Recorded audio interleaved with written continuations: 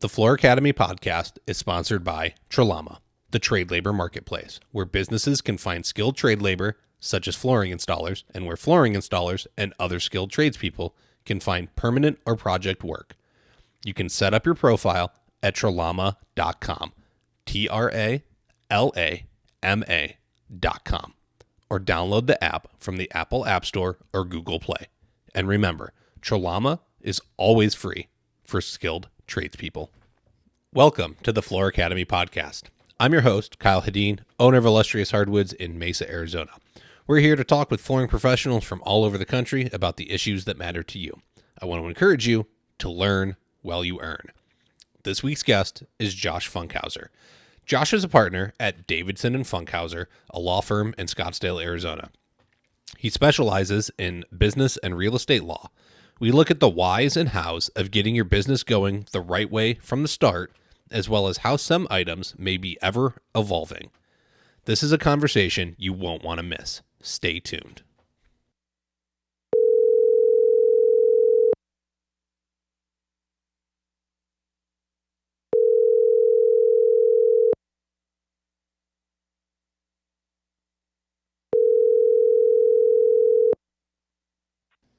Josh Funkhouser, are you on the line? I am. How are you, Kyle? I'm good. Thank you for joining me on the Floor Academy podcast. Oh, thanks for the invite. I'm glad to be here. You're welcome. This'll be a fun one. We'll throw my all my flooring listeners for a loop, and we'll get a lawyer local to my Phoenix area on here. Yeah, we'll try not to bore anybody too much with the technical lawyer stuff that's in the civil realm. But believe it or not, we're all kind of tradesmen. It's kind of a technical field, much like with similarities to contractors. So I believe it. You just memorize stuff out of a book more. Yeah, that's true. Oh. Just keep practicing at it, getting better at it as much best you can. I love it. So, yeah, we have so Josh is a business lawyer, but I'll have him introduce himself here, and then we're gonna get into some not so much of the fun business stuff, but the really important stuff that will, it affects your livelihood so much. And there's a lot of guys, myself included, probably, that are running around with poorly set up businesses. So we're gonna try and tackle that and get some questions answered. But Josh, why don't you go ahead and let everybody know who you are, where you are, what you do, and why you do it and all that? Sure. Thanks. So my name, again, is Josh Funkhouser. I'm a partner at the law firm Davidson and Funkhouser in Scottsdale, Arizona.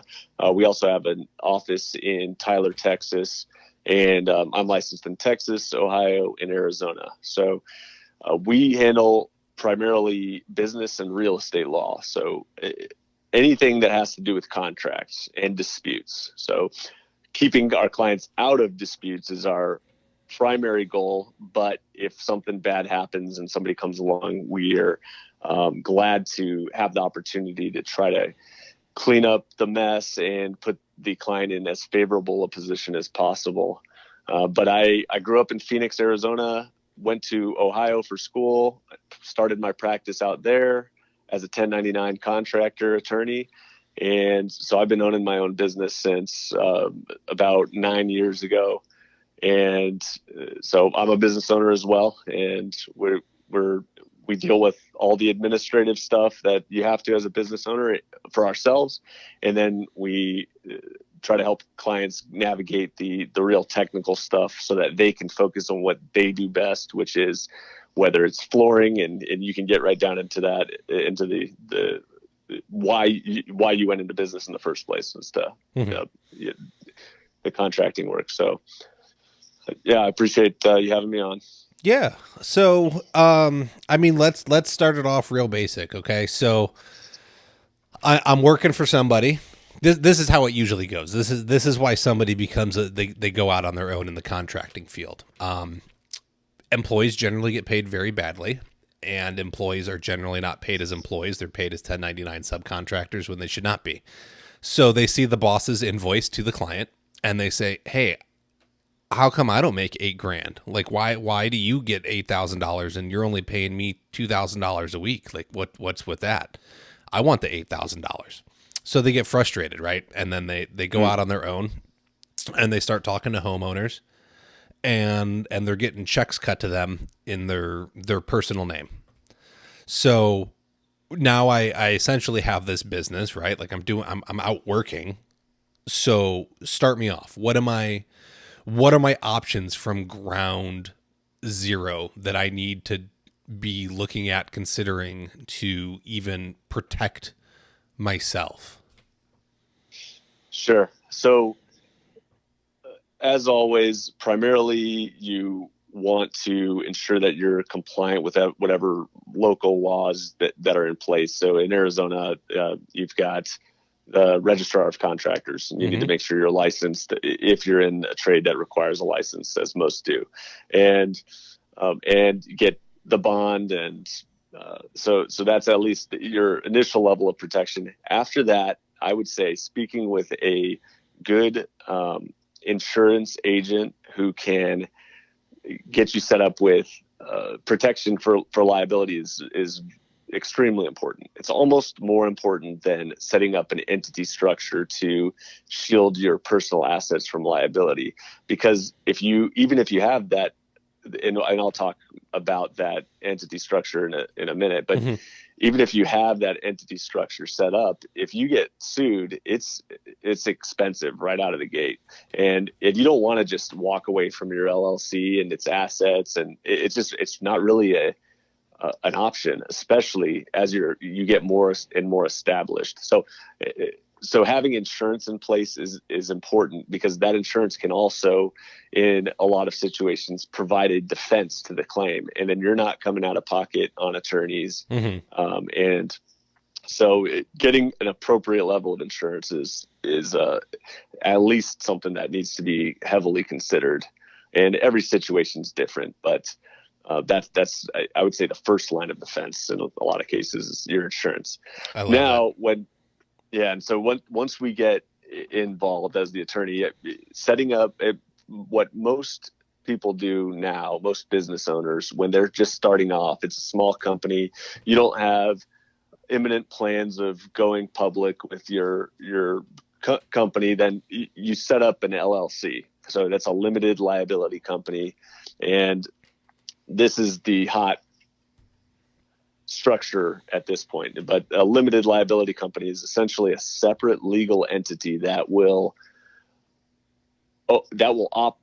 the entity that's entering into contracts with your customers. It's the entity that owns the assets of the business and has its own separate bank account, and it will absorb liability in the event that something goes wrong with a project. So I should note that there's no asset protection structure that is foolproof, that is 100% guaranteed to work and shield you from personal liability. But an LLC it provides that protection to the extent that is possible. So you're providing this protection to avoid your personal assets, like your house or your personal vehicles and your jewelry or whatever items of value you have, to prevent that from being subject to collection in the event a big accident happens on a project and you're somehow deemed to be liable for that accident.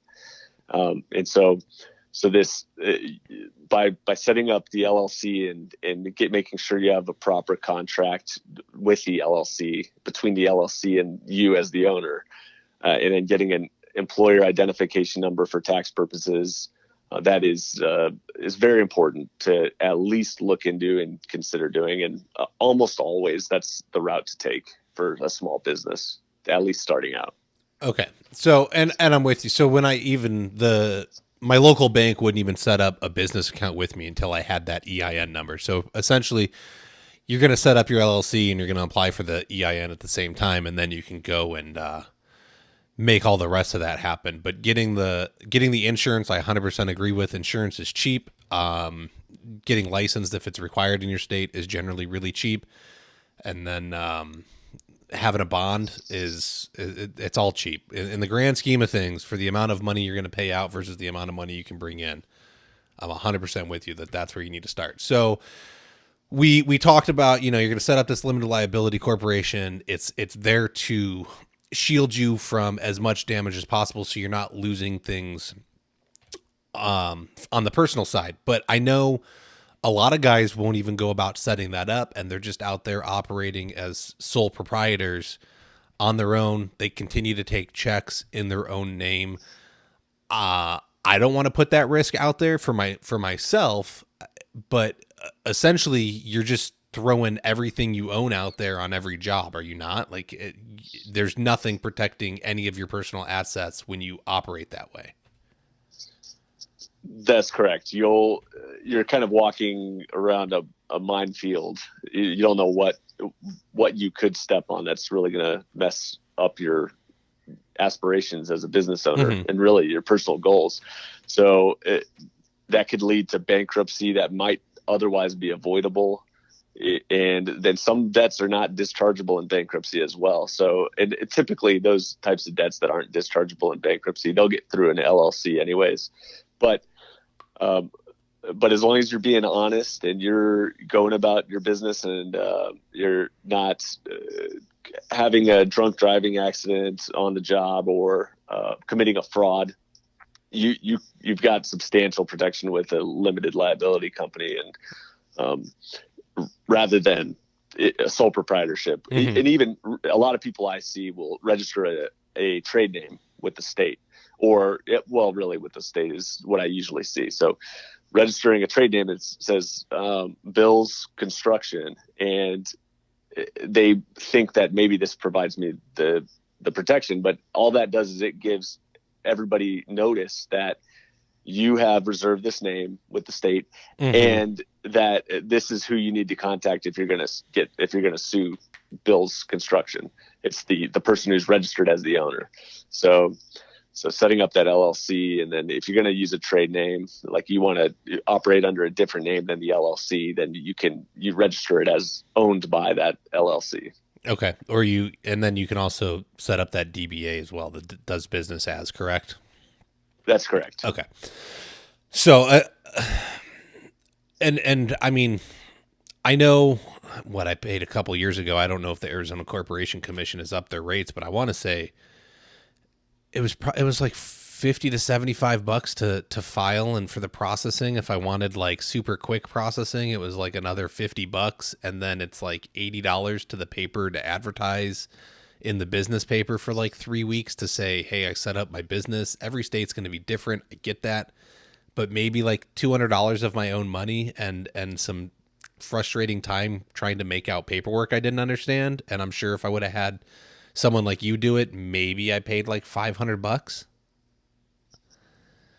Yeah, you absolutely need, I think you should consult with a professional on it. It's like, for me, I'm not going to lay a floor for myself. I know I'm going to end up having everything uneven, and there's going to be something I'm missing. I'm spending 4 times as long as a professional. Yeah. Well, dealing with this when I could be working, being efficient at what I know I can do well, and then just paying somebody else to handle it. So talking to an attorney, talking to a tax advisor, and getting that structure set up right is not very expensive. And especially when considering the risk of costs that could arise if you just skip that step. You know, the saying sometimes is that you could have spent $1,500 on something at the beginning and had your contract done up properly, and now it's turned into $100,000 lawsuit, something like that. But yeah, in Arizona, it is like less than $100 to set up an LLC and costs, and then having an attorney look over consider your situation and set it up the appropriate way for you is typically not very expensive. And then if it gets really complicated, then they can get more expensive. But either way, it's like, for me, I'm not going to send a client down a path that is going to be more expensive to use me than if they were to just not go down that path. Yeah. So No, I get it. And look, I screwed my paperwork up, which then delayed me for like multiple weeks because I had to resubmit it. I checked the box wrong, or I put the information on the wrong line, and they rejected it. And then I had to wait through like the 40 days or 50 days they were out on reviewing stuff. So paying a professional might just be worth it to get your paperwork done faster. Yeah, you miss a comma, add an extra space in between some words or something like that. There are a lot of things they'll kick it back on. It was something stupid like that, and I laughed about it. I fixed it, sent it in, and everything was good. But at the time, I was broke, and I was like, I don't have any money to pay anybody. Like, this is what's happening. So right. It's possible to do it yourself, but if you have the money to spend on getting that professional advice, it's always a smart thing to do. Just like homeowners bring us in to consult on floors, we're the professionals. So having that professional in your corner never hurts. Less popular is a corporation these days. Generally, like you said, that's for like if you're going to take a company public. I know you have to set up boards with them. You have to have annual meetings. You have to keep minutes. So that's not done as often. But is there any business you can think off the top of your head where that would be like the advantageous way to go right off the bat? At least for a contractor, not like, sure. Big business, something like that. Someone's going to do that right away, but sure. And I've seen it with companies from that have owners in Canada or across a border somewhere, and it had their tax implications. And I always rely on a tax expert for something like that, like some cross-border tax accountant. Okay. And but other than that, I could envision a corporation being used for some other esoteric tax issue, but really, I mean, I rarely will set up a corporation. I think the only times I've done it in the past 8 years were with, there are nonprofit corporations. That's different. If you're trying to obtain tax exempt status, and you wouldn't do that as a contractor, but that you set up a nonprofit corporation. Man, can I do that somehow? If you're doing it for charitable purposes, totally. No profit is being passed on to any owners. Oh man, that'd be great. It's not profit; it's just money for me to build a lifestyle with. Yes. No. Okay. So let's try and get into some nitty gritty stuff. We were talking a little before.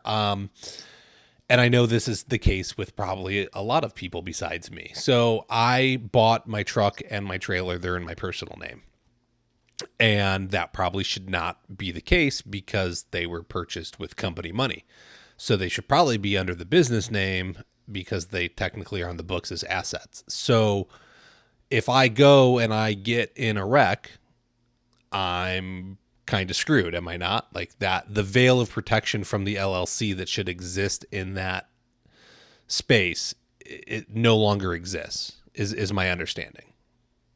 That could be the case. And I'm sure you hate hearing that from lawyers. It's it depends, but that's typically the answer. But when you have an asset outside the LLC and it's involved in some sort of accident that the company, it should really be a company activity. What you're doing is even opening up the door for that argument to take place.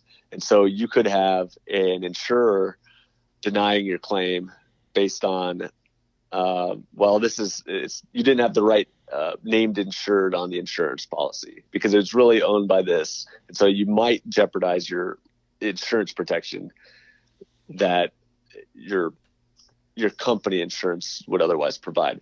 And so just having that argument right there is a loss because it's going to cost you money to deal with, and it just opens you up to risk and stress.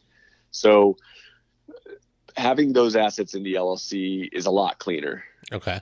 As long as you're not using it for the personal use. And even then it's just, it'll depend on what your tax advisor says about whether you can use that for personal use.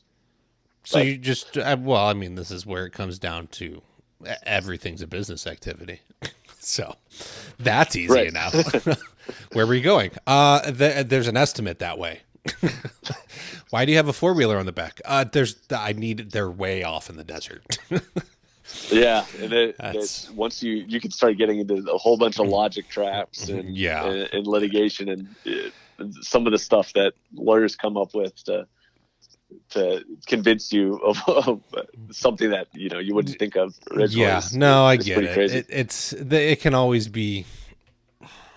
There's always going to be trouble. It's a matter of how you set it up and what you're doing. So, it sounds like the better idea is to put those in the company name and then just make sure that they're used for proper purposes, and you have some stuff at home that is meant for home use. So Right. that's at the end of the day, like that's going to be the safest way to go about it.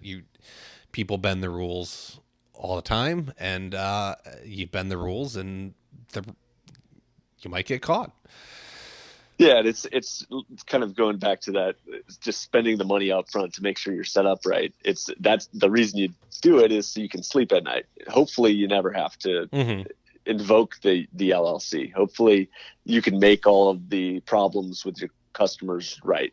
And I know a lot of people are like, I just avoid disputes, because if there's an issue, we're gonna work it out. We're gonna get on in person, talk it out, and figure this out.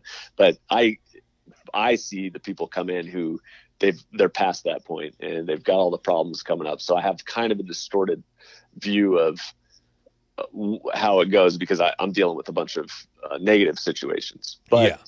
But it just doing it the clean, right way it's the best way to do it. You don't have to worry about a tax issue. You don't have to worry about an insurance issue. You want to just be able to hand over a claim to your insurer when necessary, and then just go back to work and make money, rather than saving a little bit of money here and there. Okay. So make sure assets are where they belong. Make sure you're set up and protected.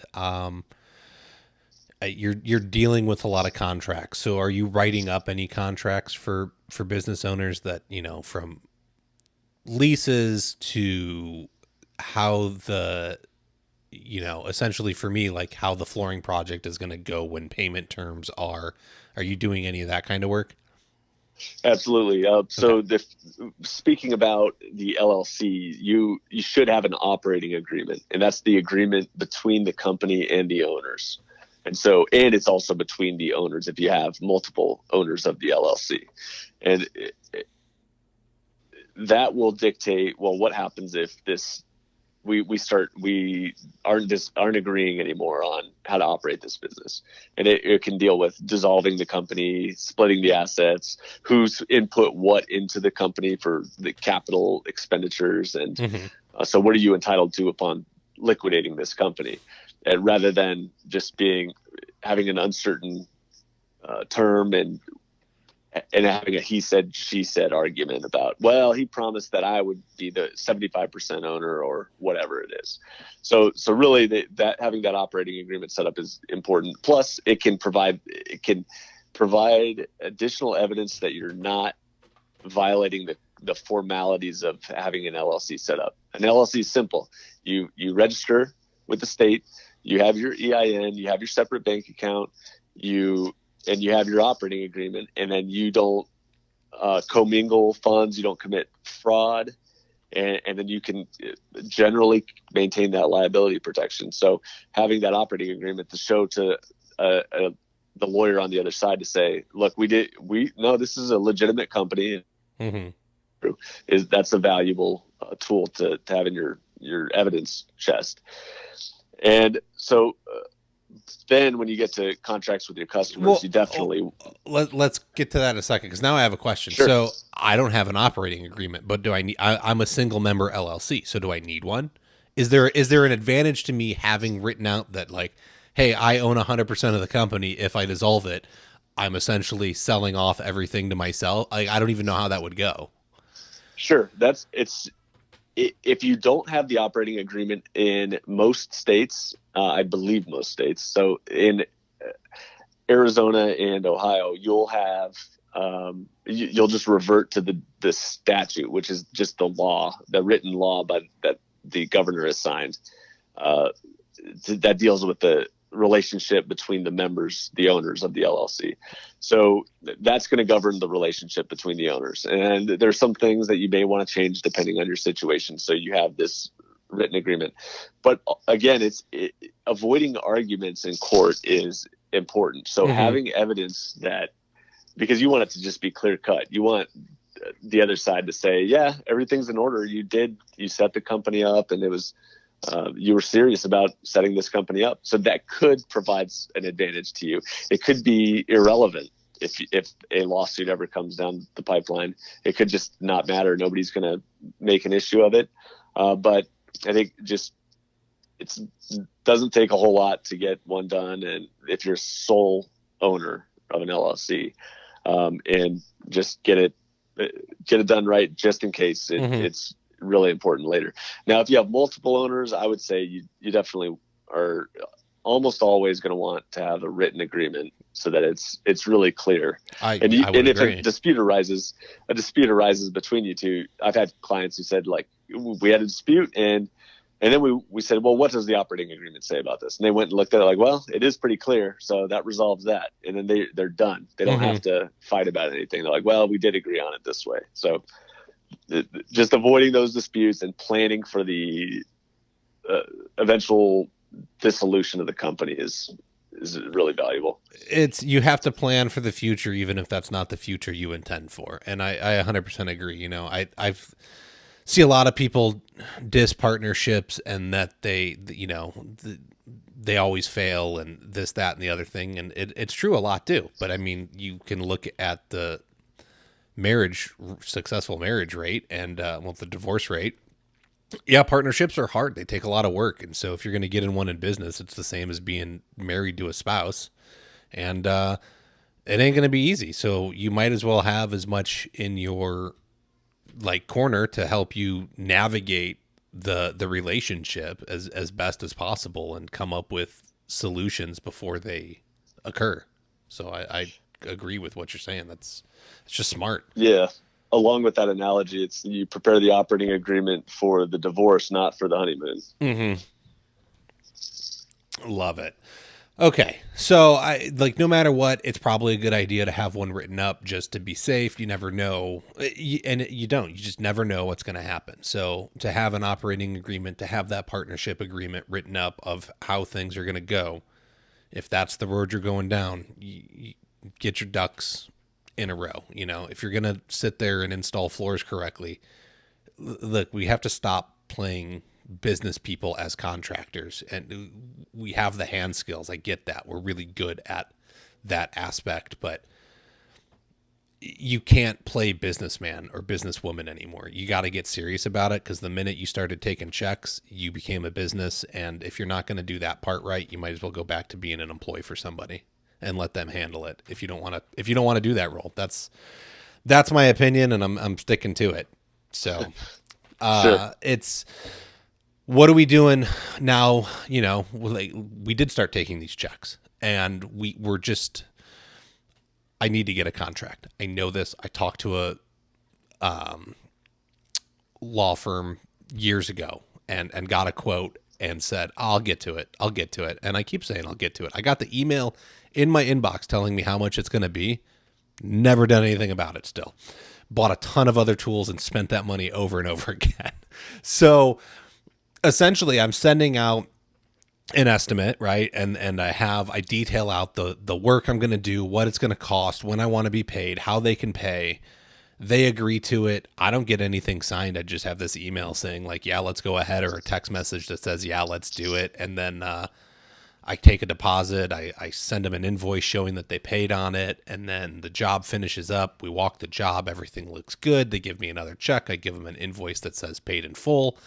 So there's like a little bit of a contract, right? It says I'm going to complete X amount for X dollars, but there's nothing that says, you know, if there's a stoppage in work because it's not my fault and the manufacturer is fighting me on something, or, you know, the product's bad and I can't get it replaced, or, a plumbing issue comes up that's not within my scope of work, but it's within my scope to like discover it. So are these the things we're looking for? Are we focusing more on payment terms? Is it all of it? Like, what kind of stuff is going to go into this contract that we should have?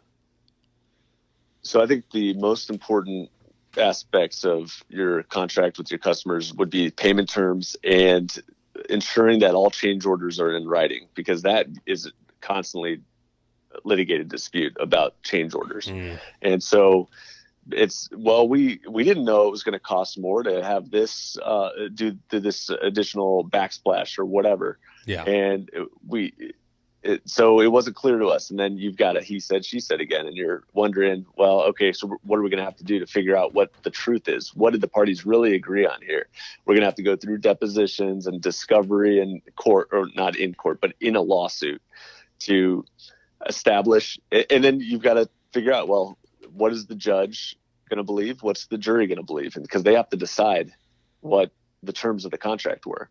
So yeah, you have an oral contract, even if you don't have anything signed, and you can evidence that with your invoice, but having the clarity up front is really important. And you can get a contract prepared and have a bunch of blanks in it. Like I most of the time am going to prepare a form that a client can use repeatedly, so that they're not coming back to me like, hey, I got another job. You don't have time for that. You're like, all right, I'm going to attach my quote, my scope of work, and we're going to get off and running and get to it. So all they need to do is I'm going to fill in a name and fill out the price and then attach the scope of work, and then we're off and running. Yeah. And maybe more importantly than all this is, a lot of jurisdictions require you to have a written contract with your customer. So I'm not aware of any states that will find that you can't enforce a contract without having it in writing, signed by the customer. But there's certainly states where it's a violation of the contracting rules, and a violation of the contracting rules is sometimes considered a misdemeanor crime. So really, you got to get a signed contract with your customer. A lot of people are running around doing them, and I get it. Like, contracts can add. It's another loose end you're dealing with, but unfortunately, especially now, that's the world we live in. The handshake times are kind of over. Well, and I think that's what a lot of guys and gals want to be able to do. I like being able to go in. It seems like you're this nice mom and pop business. We're going to shake hands. Everything's going to go really well. But if you have something blow up in your face, one job can put you under. That's all it's going to take for a lot of people is one project, because even though they're running a business, they're still living project to project, or not everybody is sitting on all these funds that if something goes sideways, they can just throw money at their problem and make it go away. And maybe they don't have proper insurance. So it seems like it makes this business much more serious. But I think if you're running a business and you want to do it right, then you need to have all the parts in place. And so that's why it is something on my list. And it really does need to get taken care of. It's because if I'm going to go out, like I said, I need to stop playing business person and stop playing contractor. You got to do them both at 100%. Otherwise you can't. I don't think you're going to be as successful as you could have been.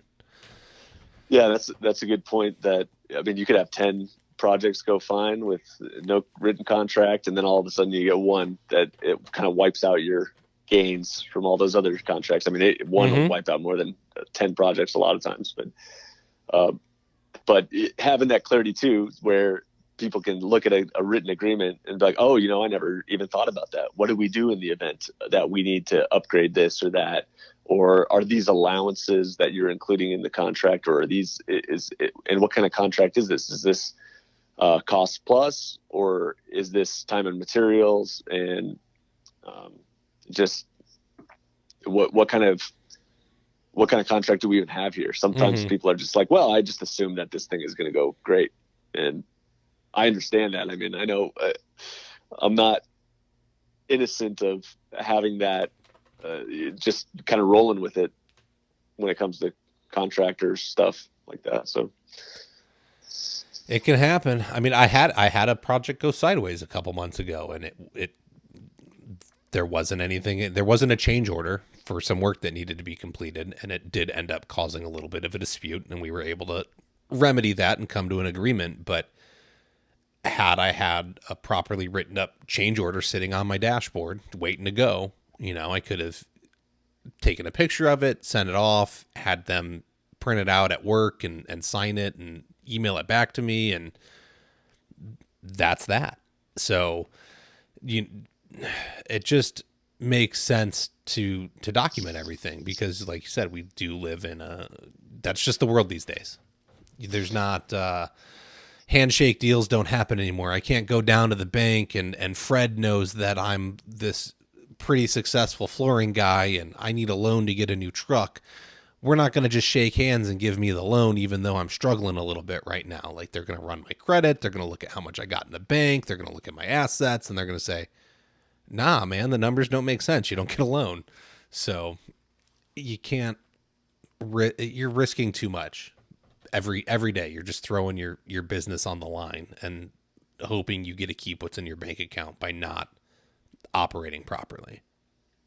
Yeah, and then you get into that situation you had. I imagine you ended up compromising, and if there was some clarity, you just say, "Well, Correct. my time is worth this much." Otherwise, you're like, "Well, I want to avoid the dispute, and I want the customer to be happy." And yeah, it wasn't real clear. We never really addressed this issue. So, or sometimes you think, I mean, who wouldn't? Why would anybody think that I'm going to do this additional work for the same price I originally quoted? Correct. But then you're like, man, is the judge going to get this? Is the jury going to get this? And if you're fighting over a little bit of money, it's not worth hiring a lawyer a lot of times. No, I mean, if you're like, you can easily go out and make a couple grand real quick. So forget it. Yep. But if it gets into something that's tens of thousands, which potentially working on a home, it could be, boy, you're going to want that protection. So totally with you there. So at a bare minimum, we're getting change orders, we're getting contracts with payment terms and scopes of work.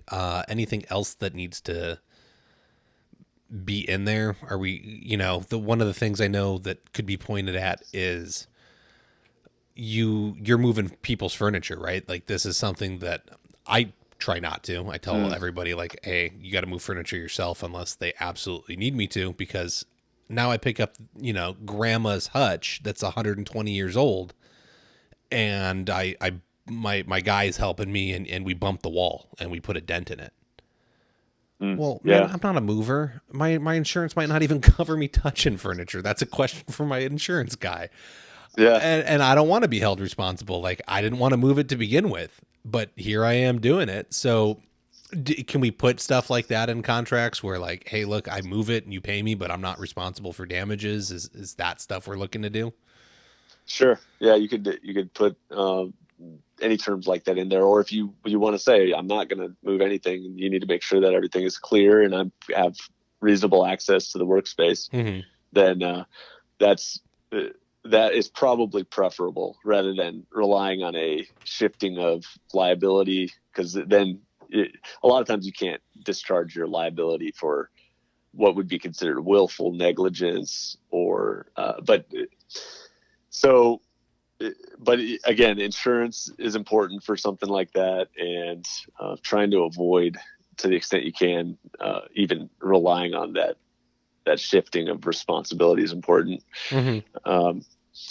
And then another consideration is your contract with a general contractor, or if you're the general contractor, or you're just subbing out a part of the work or whatever, having a subcontractor agreement is important. And a lot of these things too, in a lot of jurisdictions, having those payment terms written out properly can actually set you up so that you have a greater advantage in the event of a lawsuit, where I sent the invoice according to the terms of my contract, and there was no objection to it within a certain time period could be specified by law.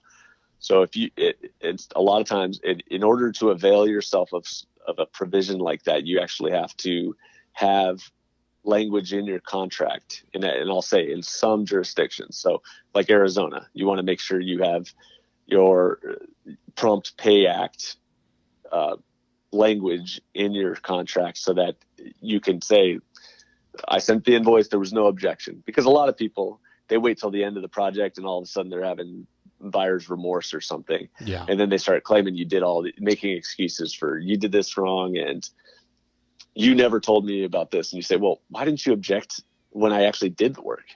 Well, and that's kind of the idea of that type of law where you need to object within a certain amount of time. We want to make sure that this is as clean as possible.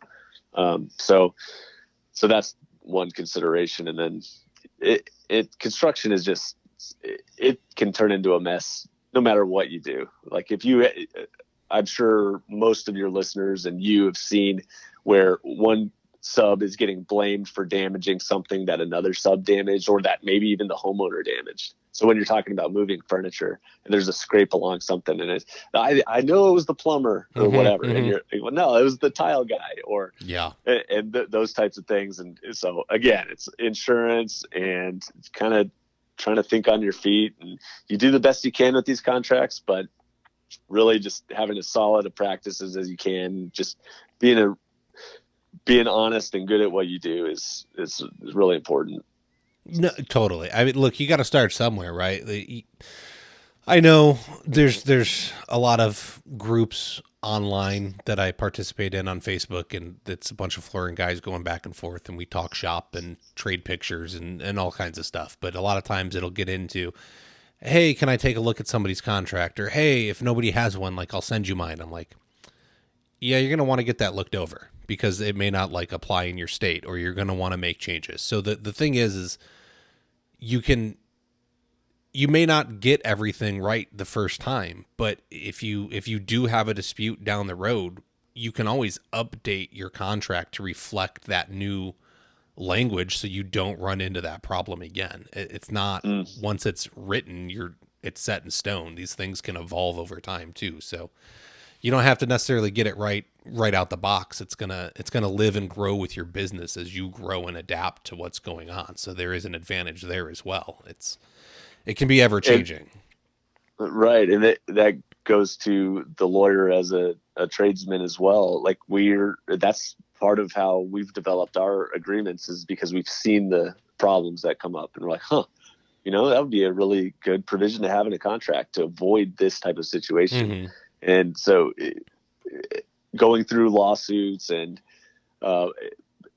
preparing the contracts, I think is important for lawyers so that they are aware of, and they're constantly getting better at what they're doing. So you go 15 years and you're going to know, sometimes you realize you know less than you thought you knew when you were like 7 years in and stuff, but you're definitely better off than you were. Yeah. Okay, so we're getting our business set up. We get a corporation, or we get an LLC. We get some kind of corporation set up. We're making sure we have proper insurances. We're setting up contracts, whether it's just, there's a lot, right? Now we're looking at, I got to have a contract with my client. I want a contract with my subcontractors if I'm using any. If you bring somebody in, I bring in a guy to do demo for me. I should probably, he's a good buddy and I know he's properly set up, but I'm not having him sign anything for me. I just send him a 1099 at the end of the year through my bookkeeper. Probably not the greatest idea. He'd be willing to sign whatever paperwork I come up with for it. So got to have some protections there. What else? We're having contracts for what else? The change orders. So we're documenting those and making sure those get taken care of. What else you got? This is, man, I'm screwed. I gotta come down and see you apparently. Well, I think that is essentially what you need to get started, is to have if you're not even using any subs and you're a sub yourself. So you've got a subcontractor agreement you're signing with the general. I mean, that's as long as you have your entity set up, you've got your tax issues squared away. And so you've talked to whether that's really a CPA or a tax attorney. Mm-hmm, mm-hmm. And you've got your insurance and your license, then you get your contract with your customer. And if you've got a big job for the contract with your general contractor, it may be worth hiring an attorney to look it over. And I could say all day that there's risk in not having an attorney look at any contract, but the reality of it is a lot of people are like you and your friend with the demo work or whatever. Mm-hmm. And the reality is that you're not going to go call an attorney and be billed $500 an hour or whatever somebody's charging you to look over something, and then you got to establish that relationship with them. So you kind of pick and choose what makes sense. You guys are good with common sense. You guys know how people work, and so you got to think those things through. But the bigger the project, the more vital that attention and reliance on the experts is going to be. Okay. I like it. You gotta, it's all using your head, but there's ways that you can, it's all about mitigating risk. Like you said, like you said in the beginning, like the LLC isn't going to 100% protect you, but it's set up to you're mitigating everything. That's the best you can do, is you're trying to take the least amount of risk as possible, because you already put essentially everything on the line by becoming your own boss and starting a business. So you need to make sure you can maintain that as well as possible. Right. So you mentioned you also did some real estate stuff. Right. Contractors generally get themselves into some sort of real estate flipping, holding rentals, just because they're in that field. So they have good connections to get work done. They understand the market because they're constantly working in it. So what are you looking to do with entities like that? Like, I've started thinking about it because I would like to build a rental empire, and I'm sitting there thinking, well, if you set up an entity, and so we'll just call it Hedin Holdings because that's my last name, and now I'm holding these properties. Well, I keep putting $300,000 homes or $600,000 fourplexes in it or whatever I'm doing, right? And so now I have 10 fourplexes, and I've got $6 million worth of homes sitting in an LLC.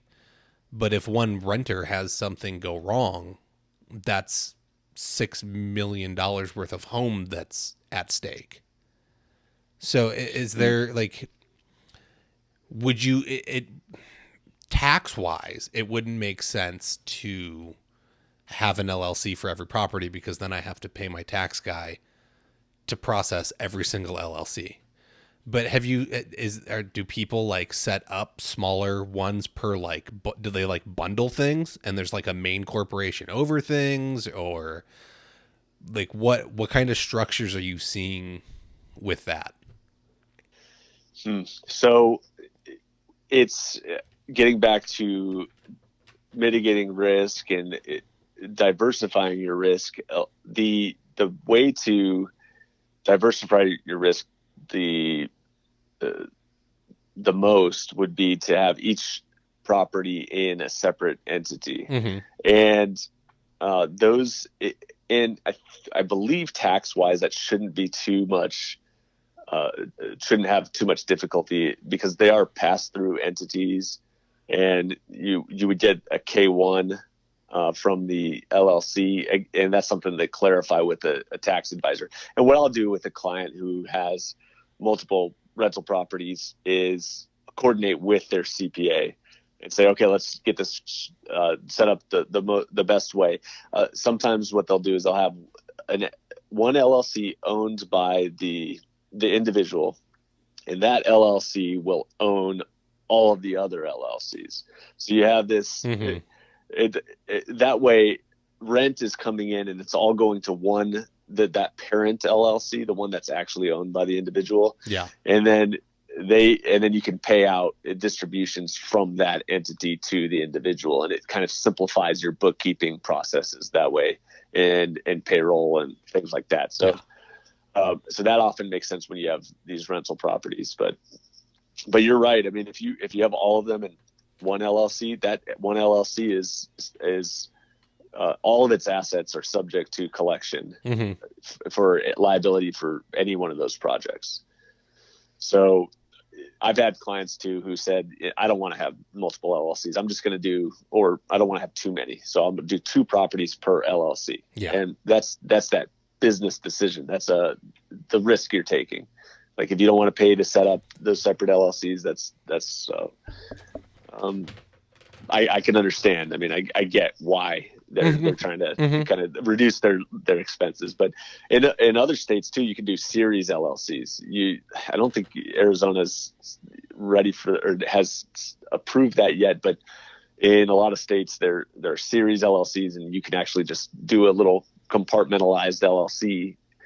So you can set up a bunch based on one LLC, and it's just a series. So you have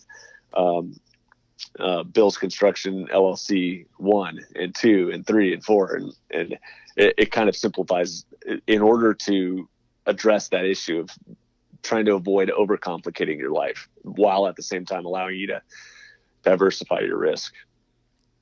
Interesting. It's amazing how things change from state to state like that. And some people are like, oh, well, accept that. And no, we're not quite ready for that. And then even within just for contracting, like I'm pretty sure, I don't think Ohio is a licensed contractor state. You know, it's always plumbing and electrical. Yeah. But right. Arizona, I know I think there's only like 13 or 20 or something like that out of the 50 states that actually have licensing requirements for more than those 2 trades. Right. And it's, just go pick up a hammer. You can go be a general contractor and build a house. No problem. Okay, do it. All right.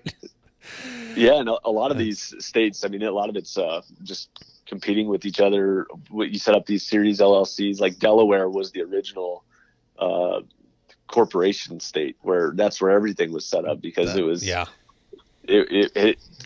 they had this limited liability protection, and then all the other states were like, let's see how this plays out, and started slowly getting along on that route. But some states it's an annual fee. You have to pay a tax, and like California, you're paying at least $600 per business for franchise tax, and then it can also increase based on your revenue, and in a lot of states, there's a lot more upfront costs than Arizona, where you have like, $85 in the cost. And then it's a perpetual LLC.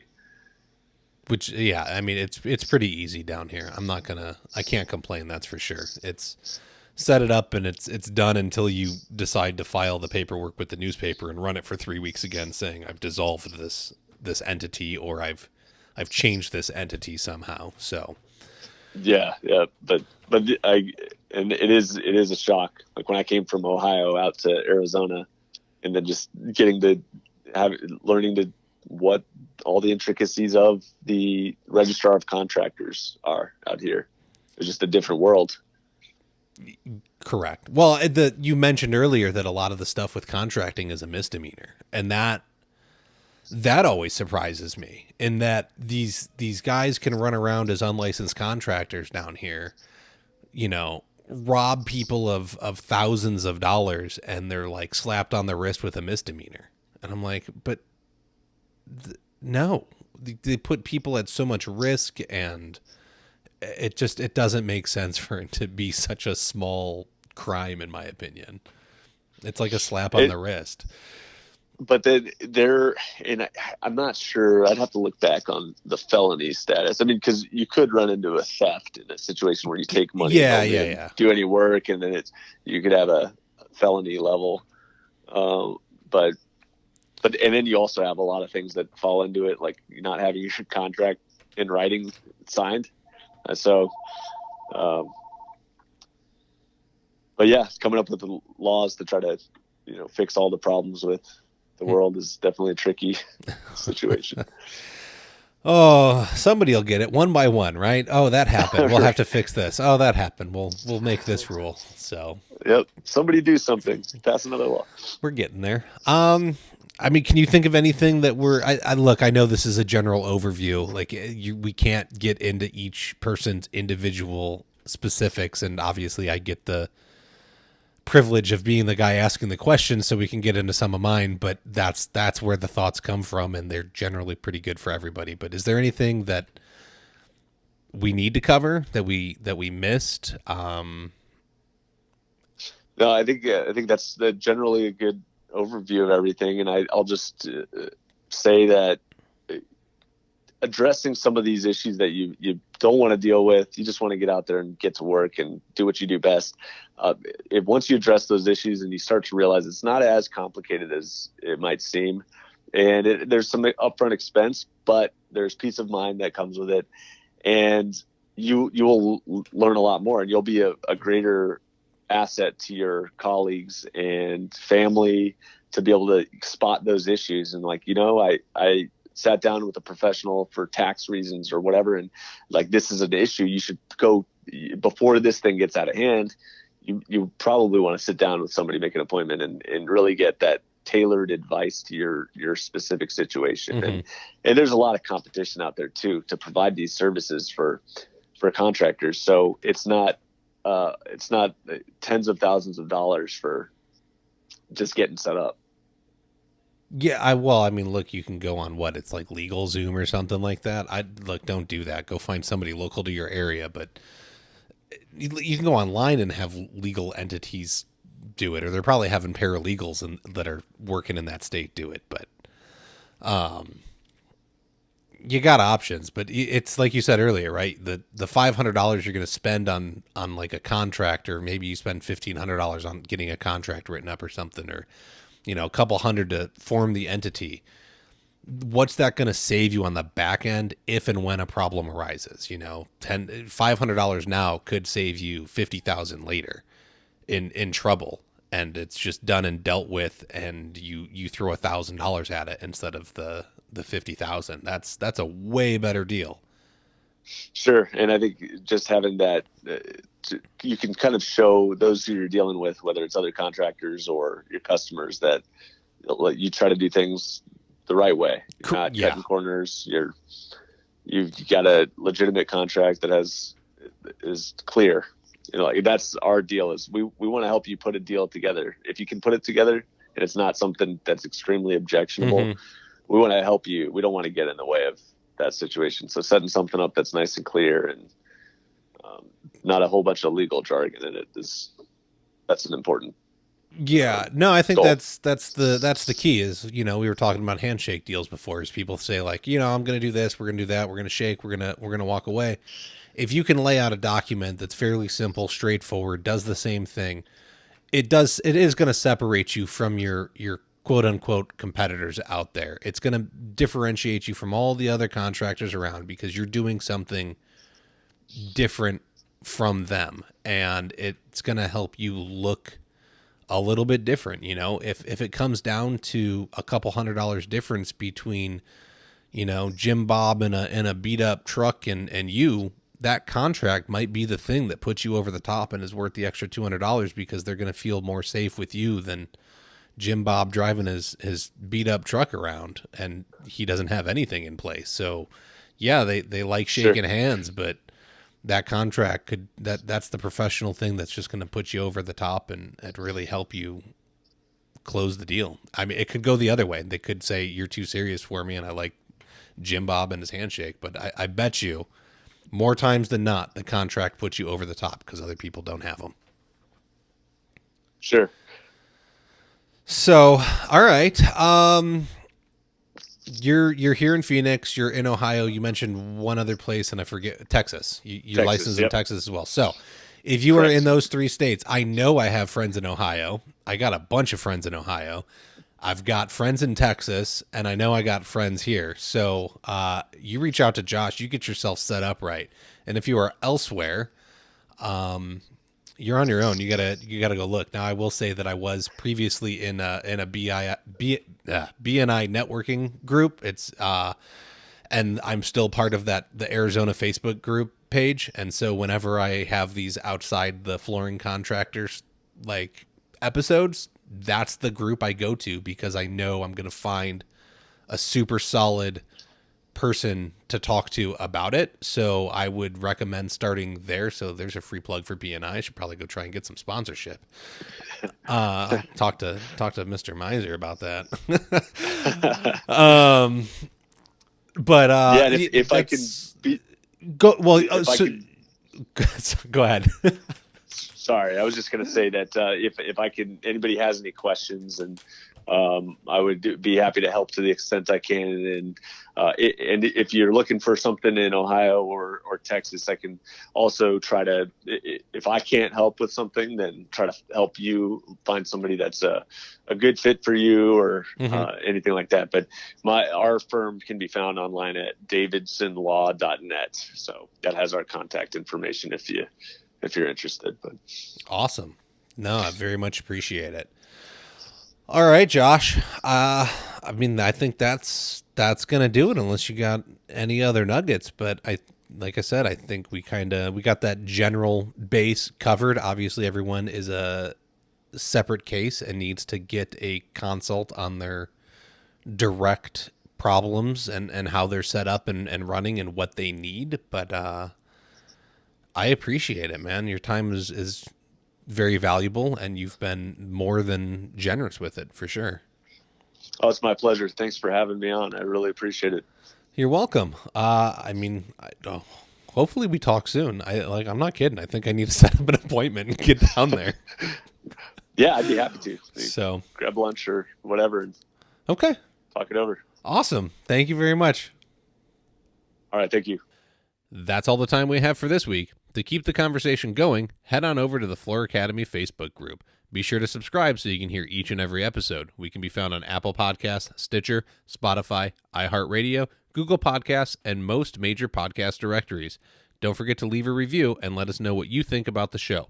If you would like to be a guest, have questions or feedback, you can email us at flooracademypodcast@gmail.com. You can help support the show by becoming a patron over at www.patreon.com/flooracademy. Remember to learn while you earn.